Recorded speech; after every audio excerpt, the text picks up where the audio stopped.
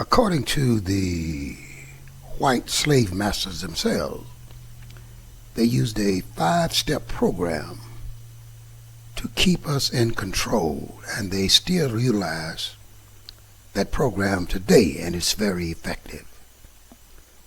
The first step in this process was strict discipline. The second step was to create an inferiority complex in us.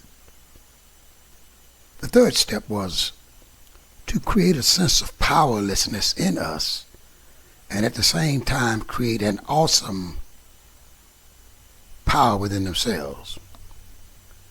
The fourth step was to create a love in us for our white masters that would cause us to imitate their behavior.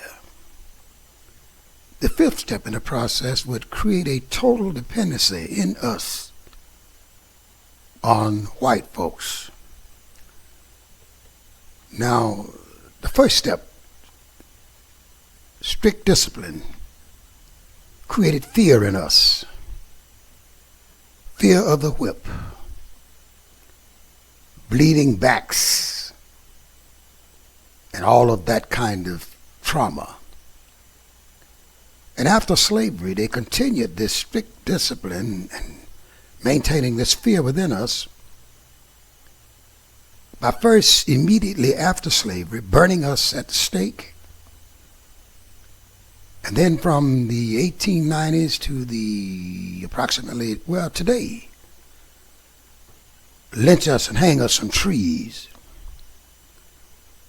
Currently, they're keeping us in this state of fear through their police departments, who are killing us daily,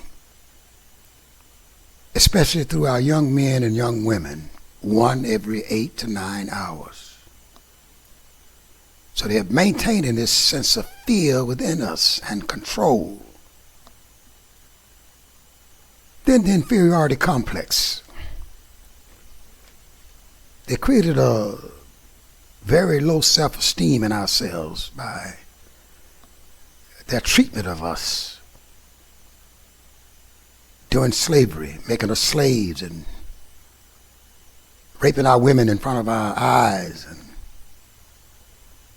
all sorts of nonsense such as this. And they continued it after slavery by their low value treatment of our women, by raping them, coming into our huts, and cabins and things, and taking our women and having sex with them.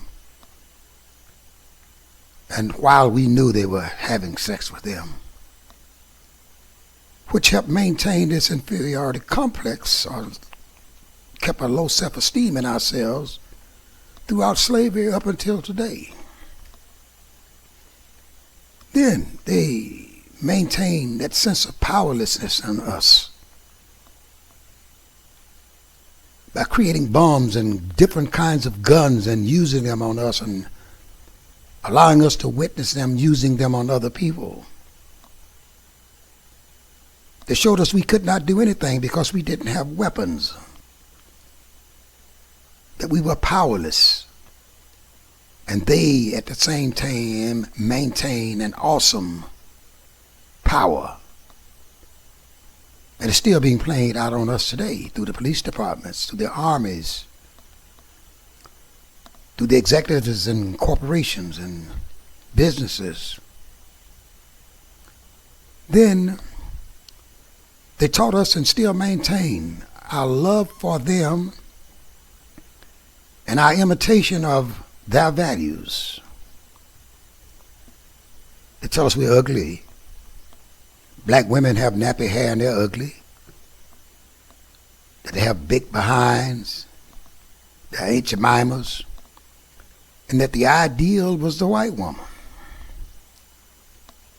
And today, black women are buying wigs, straightening their hair, blonde wigs, red wigs, green wigs, blue wigs, pink wigs, because we have very low self-esteem and we imitate white people and we maintain white values.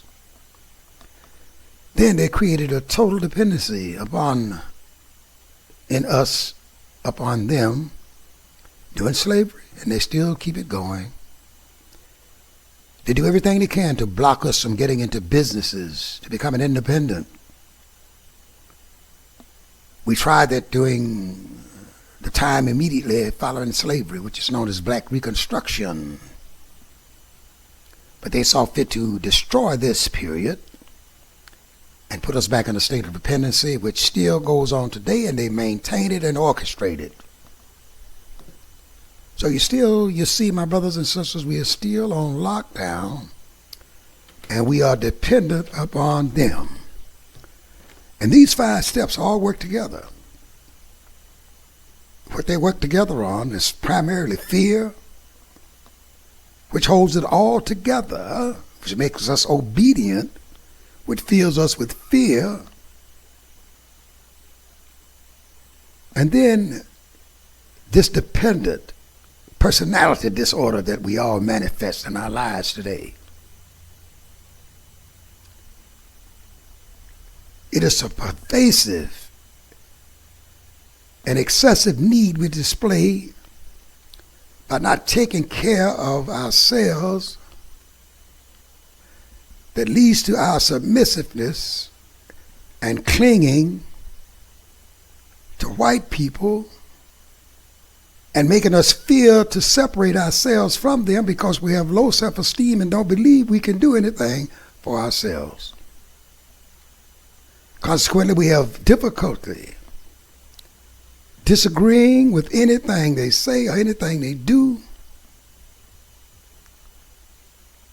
because we are dependent upon them, we trust them, and we don't think we can do for ourselves. Then this esteem of ours, this low self-esteem, is an opinion we have about ourselves, and we feel that everyone else is better than we are. We feel everyone else is better, and it determines how we think and how we act. We must find a way, my brothers and sisters, to break this evil cycle so that we can become an independent people the way God created us to be.